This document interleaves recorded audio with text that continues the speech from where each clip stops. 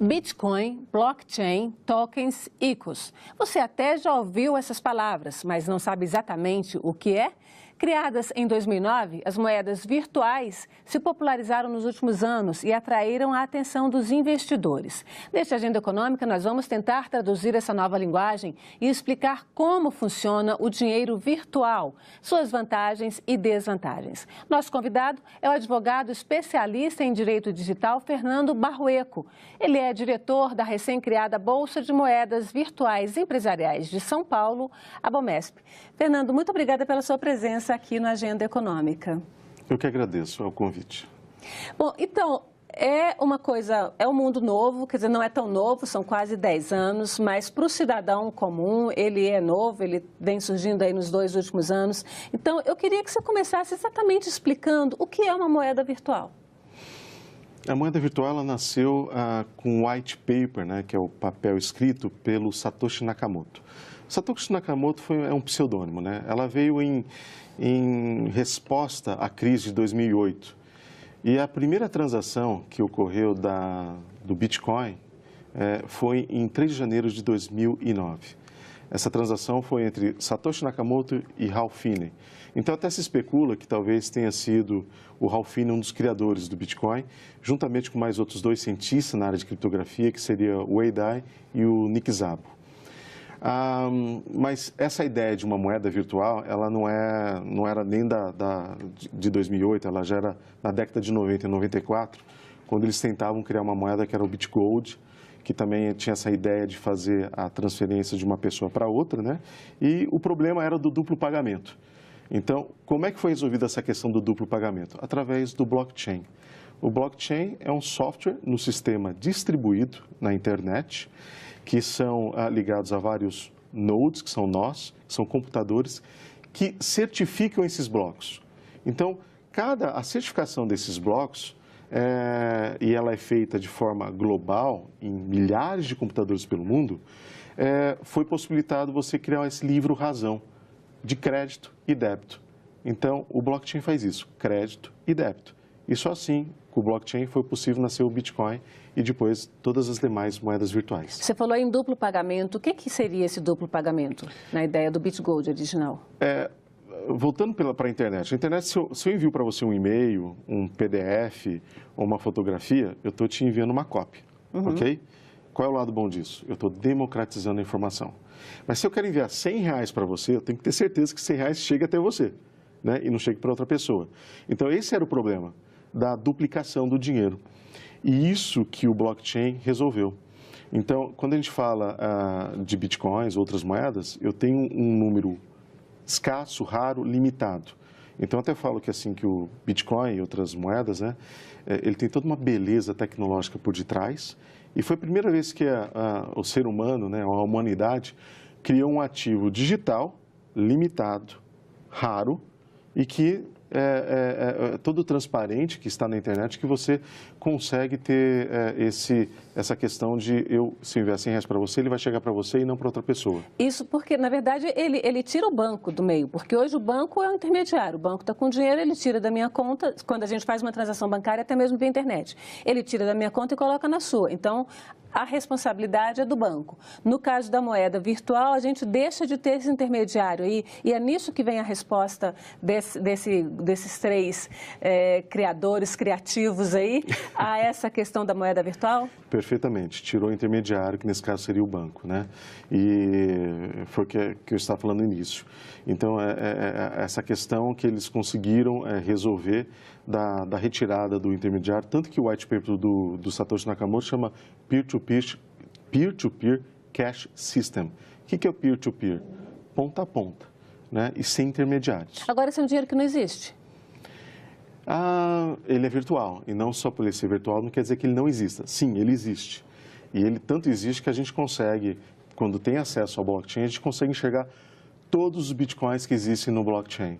Então, isso que é interessante, que você sabe quantos bitcoins existem e vai saber também quantos existirão até 2140, quando essa certificação que chamamos de mineração, ela vai terminar. Vão existir apenas 21 milhões de bitcoins. Mas ele existe porque eu acredito, porque eu jamais vou ver um papel moeda, uma moedinha de Bitcoin, ou qualquer moeda outra que seja. Não. Então, como é que fica essa questão da credibilidade? E aí a gente traz uma outra questão que é lastro, né? Teoricamente, a gente sabe que isso não é mais tão real assim hoje, mas teoricamente as moedas que existem, elas têm um lastro. O lastro original era ouro, né? Então, o real tem lastro, o dólar tem lastro, e a gente sabe que aquele papelzinho ali, ele corresponde a ou pelo menos correspondia a uma quantidadezinha de ouro. Como é que a gente faz isso hoje? A gente já está acostumado com essa questão de moeda eletrônica, né? A gente, hoje no banco, quando a gente vai pegar sua conta digital, você vê lá, você tem suas moedas eletrônicas, né? A diferença é que aquilo lá, como você disse, é o banco que está garantindo, que está fazendo esse livro-razão. No Bitcoin, é o blockchain que vai fazer esse papel, sem a intervenção humana, só com a certificação. Ele seria trustless. O que seria o trustless? A confiança é dada por várias pessoas. E se uma pessoa quiser fraudar, ela automaticamente aquela fraude ou aquela tentativa, ela já é excluída, porque todo o sistema está de olho naquele blocos, por isso chama blockchain, cadeia de blocos, corrente de blocos. E para quem está certificando aquele bloco, tem uma recompensa. A recompensa é em bitcoins, tá?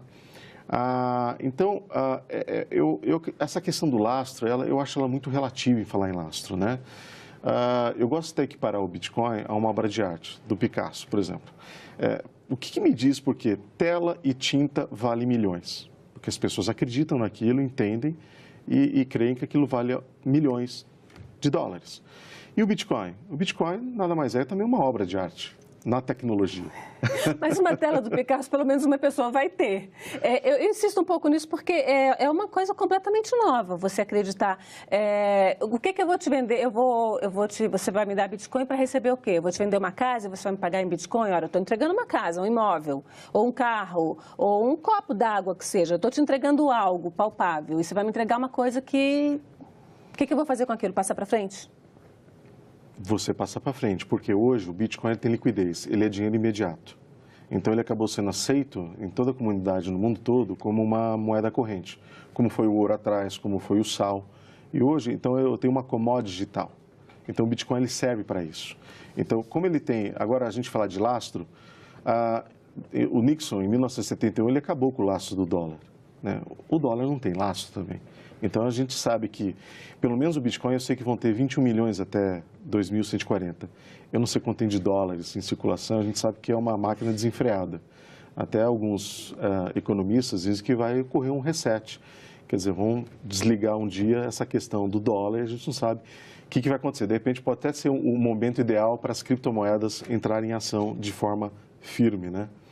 A gente tem aí um mercado imenso, tá? Esse mercado está há 10 anos, você considera que já é um mercado estável? Para a gente ter uma ideia dos números, a gente preparou até alguns dados coletados de sites e nos apoiados por vocês, o tamanho desse mercado de criptomoedas, né? A gente pegou aqui mundo e Brasil, embora a gente saiba que ele é um mercado mundial por excelência, tamanho do mercado, 220 bilhões de reais em ativos, né? Seria Perfeito. O valor, né? Bilhões de dólares, em ativos. Negociação diária, circulam por dia 17 bilhões de dólares em média, participação no mercado do Bitcoin, que é a sigla BTC, 51,6% mais ou menos, até porque a primeira moeda é a mais confiável, é isso também? Sim, a primeira moeda... E no Brasil, esses números de 16 milhões são o quê? Moeda brasileira? Na verdade, esses 6 milhões é uma moeda feita por brasileiros, criada, na verdade, pela própria BOMES, que eu sou diretor, que é a Bolsa de Moedas Virtuais Empresariais de São Paulo. Nós fizemos uma oferta pública dessa moeda ano passado, foi arrecadado um dinheiro e hoje o mercado dela tem esse valor. Ano passado, 2017. 2017, tá. Perdão, em 2017. Tanto que esses 16 milhões, ele equivale hoje a essa moeda, ou esse token, ele foi chamado de Niobium Coin, NBC, e hoje ele tem esse tamanho de 16 milhões das que estão em circulação. Ela existe mais, a própria BOMES tem 45% desses ativos. Então, no futuro, certamente, poderá dobrar esse número ou chegar a mais de 100 milhões, certamente a gente acredita. É um mercado novo, cheio de expressões novas, termos novos e todos em inglês, né? Então, assim, a gente tentou colocar algumas coisas em português e até a gente fez um vocabuláriozinho básico aí desse dinheiro virtual que eu vou pedir para deixar aqui na tela, que até para dar uma ajuda você explicar para a gente. Então, você falou em tokens, explica um pouquinho o que é a moeda, o que é o token, e aí tem o utility coins, né, que a tradução literal a gente colocou aí, são as moedas de utilidade, valor mobiliário, ativo não financeiro.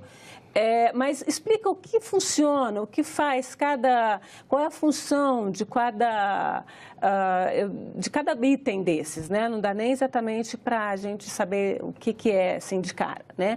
Vamos começar, apesar de estar mais no fim, pelo blockchain, que é a base, né? Onde é montada toda essa estrutura de dinheiro virtual. As criptomoedas só existem devido ao blockchain, né? Que eu já falei bastante no começo, né, da entrevista, que é esse software num sistema distribuído que vai certificando e que ele evita essa questão do gasto do pagamento duplo, né? É um sistema criptografado. Só com ele foi possível existir as moedas virtuais. Os utility coins são moedas de utilidade e, na verdade, existem dois grandes grupos no mundo, né? Que eu divido as moedas de utilidade e as moedas que são valores mobiliários. Na verdade, utility tokens e security tokens são muito parecidos, tá? Eu diria que é praticamente a mesma coisa. Depende de cada pessoa que esteja utilizando. Mas eu tenho o grupo de utility e de security. Utility, utilidade. Security quer dizer valor mobiliário em inglês, ok? Utility. Para o valor mobiliário, a gente pode traduzir, numa linguagem mais popular, por uma ação. Sim, uma ação, uma ação de uma empresa é um valor mobiliário. Ou uma debêntures, ou uma oferta pública de um contrato coletivo. É um ativo financeiro. E uma security. Que é uma security. É uma security. E uma utility? Utility, eu gosto de definir como fichinha de quermesse. Tá? Para a gente entender bem fácil. Então, quando você vai na quermesse, a paróquia emite umas fichinhas, dinheiro que você compra pipoca, quentão, refrigerante. Então, ela tem uma utilidade. Né? E nesse mundo de utilidade, já existem as empresas que emitem moedas, só que não no blockchain. Eu posso falar dos Correios, por exemplo. Os Correios, eu até estive no Correios Par, a gente está discutindo mesmo, me deram essa permissão para falar aqui, o selo digital. Eu montar agora que o selo é uma moeda. Tá? É uma moeda, é um ativo não financeiro. E o selo, a gente sabe que ele circula. Para quê? Para pagar a postagem. Então, eu posso emitir um selo digital no blockchain. Isso é uma utility. O passe de metrô também é uma utility. Quem sabe amanhã ele vai para o blockchain também. Outras coisas também, o vale-refeição, aquela fichinha da telefonia antiga, tudo isso é utility. E você pode passar isso para o blockchain. E eu posso fazer, sem intermediários, eu mandar selo para você mandar selo para mim, e isso pode circular no interior lá do Amazonas, do Pará, até com uma moeda amanhã. E a gente sabe que vai valer dinheiro. O que a gente sabe é que, na verdade, já tem até barraquinha de praia aceitando Bitcoin, né? Ou seja, já está ganhando aí Já caiu no uso popular, né? Em alguns nichos da comunidade, não em todos ainda, mas já caiu em alguns nichos, né? Então, eu queria que você nos falasse um pouquinho sobre as principais moedas. Na verdade, surgiu com o Bitcoin, mas hoje tem mais de 2.000 moedas espalhadas pelo mundo, né? A gente até também fez uma lista aqui das 5 ou 6 principais moedas. O Bitcoin é mais conhecida, Ethereum, XRP, Bitcoin Cash e EOS. Fala um pouquinho de cada uma dessas moedas para a gente, e como é que elas funcionam, quem pode usar essas moedas, como é que elas estão no mercado. Ótimo. O Bitcoin é a primeira moeda, foi a primeira que surgiu com o blockchain. A gente chama dela que ela está na primeira camada, então ela que acaba regindo todo o valor das demais moedas, ela acaba sendo uma paridade para as demais, e ela tem a paridade com o dólar, né? Que a gente vê lá, ela hoje, todo o mercado dela é de 123 bilhões de dólares. O Ethereum é a coisa mais sensacional que aconteceu, acho que nos últimos tempos, que veio em 2015, a Fundação Ethereum nasce em 2014, mas um rapazinho de 19 anos, Vitalik Buterin, em 2015, ele cria o Ethereum, a plataforma do Ethereum, que ele era da Fundação Bitcoin e não estava contente com o Bitcoin, que era só essa questão do peer-to-peer. Eu mandava Bitcoins para você, você para mim. E ele consegue, eu entendo que ali nasce a internet de valor.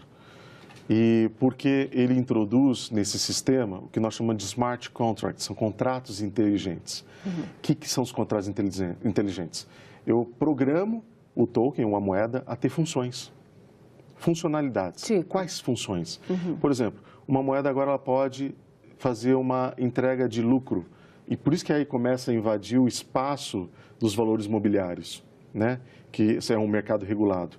Então, vamos supor que você pode ter uma moeda que pertence a uma grande empresa de refrigerante ou de um supermercado, e aquela moeda te dá direito a dividendos, a um lucro. Então, o que facilita isso também? O próprio blockchain, quando fazer uma divisão de lucro, para aqueles que detêm essa moeda, é eu apertar o botão, vamos supor que tem 1 milhão de pessoas que têm essa moeda. Ele vai fazer a divisão de lucro assim, instantaneamente para 1 milhão de pessoas. Então, é uma coisa super maravilhosa. E não só para essa questão de moedas, mas a plataforma Ethereum trouxe esses smart contracts que agora eu posso registrar matrículas de imóveis, escrituras, eu posso registrar ações de empresa. Então, eu fujo dos cartórios. Primeiro, vocês tiraram os bancos, limaram os bancos, agora estão limando os cartórios. Quer dizer, esse sistema de moedas virtuais está mexendo muito no tradicional mercado. É disruptivo. Que a gente... É disruptivo. A gente sabe que ela vem para tirar os intermediários, para modernizar, para trazer nova tecnologia e melhorar a vida de todo mundo, né? É inclusão social. Ok, mas agora, então, a gente está mexendo com coisa séria. É muito dinheiro, é muito poder, na mão da gente não sabe exatamente quem. Quem regula isso e que tipo de regulamentação existe? Quando eu falo de criptomoedas utilities, essas moedas de utilidade, eu tenho que entender ela como um ativo não financeiro, e aí eu tenho que seguir toda uma legislação de cada país, que é na área tributária. Se eu vendo esse ativo, eu tenho um ganho de capital, eu vou pagar pelo ganho de capital. Se eu estou utilizando para cometer um crime, um Bitcoin, alguma coisa, eu tenho um código penal. Se eu estou fazendo uma compra, tem um código consumidor. Então, existe uma regulamentação, existe uma legislação já de cada país, porque é um ativo não financeiro. O que é um ativo não financeiro?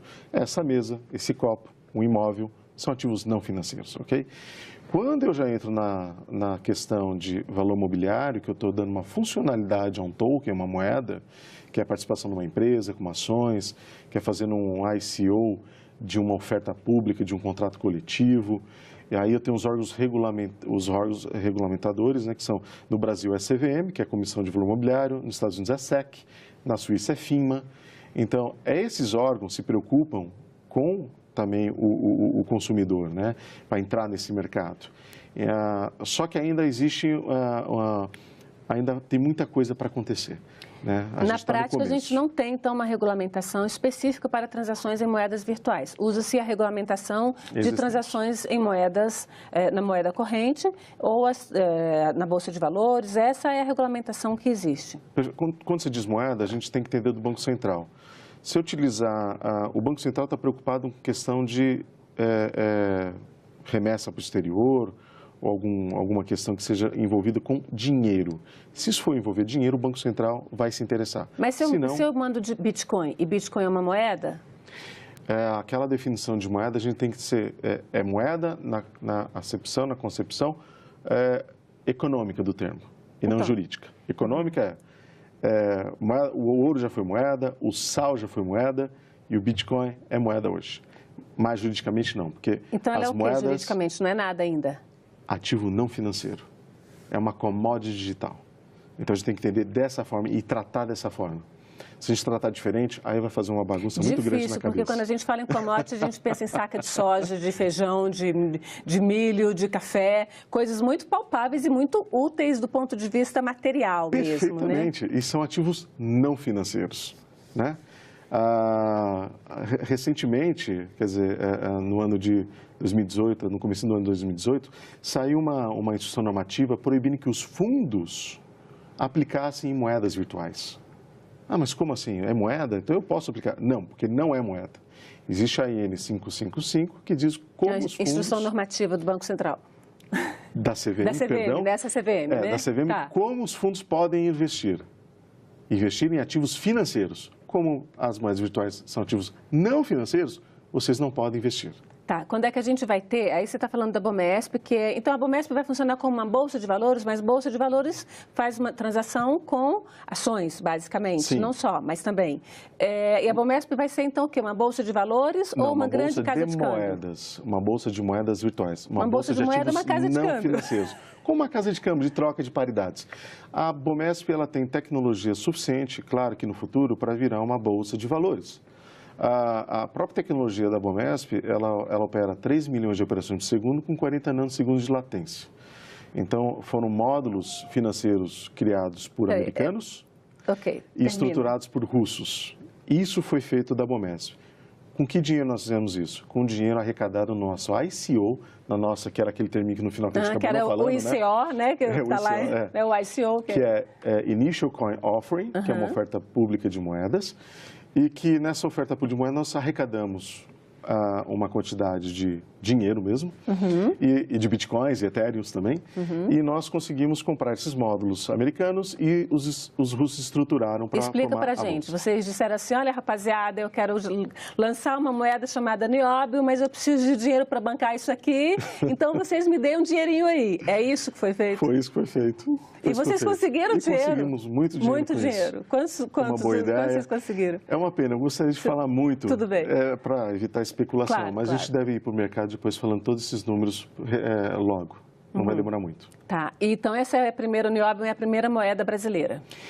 Existindo outras moedas brasileiras, mas o Nióbio foi a primeira moeda brasileira a ser encarada, a ser lançada no Brasil e ser testada pela legislação brasileira. Então, houve um processo administrativo perante a CVM e a CVM entendeu que não era da competência dela porque ela entendeu que é um ativo não financeiro. Então, vai ser da competência de quem? É da competência da legislação que existe, né? Receita Federal? Sim, também, a Receita Federal.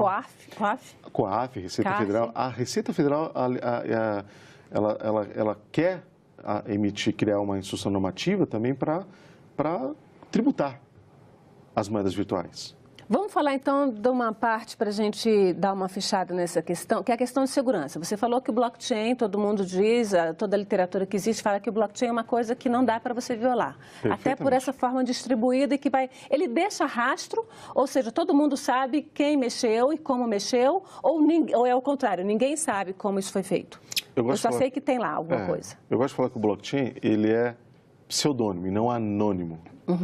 Por quê? Ele deixa rastro, a gente sabe. Toda pessoa tem um código lá, tá? E até no Ethereum pode começar a ter nome. A gente entra lá nas carteiras maiores do Ethereum, então as grandes exchanges colocam o nome delas naquelas carteiras. Então, o blockchain ele é inviolável. Eu posso entrar numa carteira e ver que tem vários milhões de dólares e a gente não consegue violar, não consegue pegar. Essas questões de golpe, fraude, ou até foram contas hackeadas... Isso, contas hackeadas. A gente teve casos recentes, tanto no Brasil quanto fora. No mês de outubro, assim, apareceram vários casos. O site D-Link, o Jornal Livre. Tem aí várias denúncias de que eles estavam usando computadores. Quer dizer, eu, cidadão comum, entrava no site e o meu computador era hackeado por eles, e de fato foi confirmado isso, para minerar moedas. Isso é uma fraude. Isso é uma fraude, mas não que aquela moeda estava sendo roubada ou tirada do sistema. Na verdade, eu estava roubando a sua força computacional para minerar bitcoins, outras moedas e ganhar essas moedas do sistema. Então, isso daí estava acontecendo. Mas eu falo assim, quando eu abro uma carteira e encontro lá vários milhões de dólares naquela carteira em Ethereum ou bitcoins, eu não consigo mexer naquela carteira, eu não consigo, ela é inviolável. O sistema, ele trabalha 24 horas por dia, 7 vezes por semana, de forma totalmente inviolável, imutável, e no sentido de que o que está lá eu consigo rastrear desde o início, desde aquela transação do Satoshi Nakamoto por Ralph Finney, eu tenho registrada. Então o Bitcoin já fez 10 anos, no dia 31 de outubro de 2018, então eu posso dizer que já completaram-se 10 anos de blockchain de Bitcoin. Agora, Lima, os bancos não, os bancos estão entrando nesse mercado também.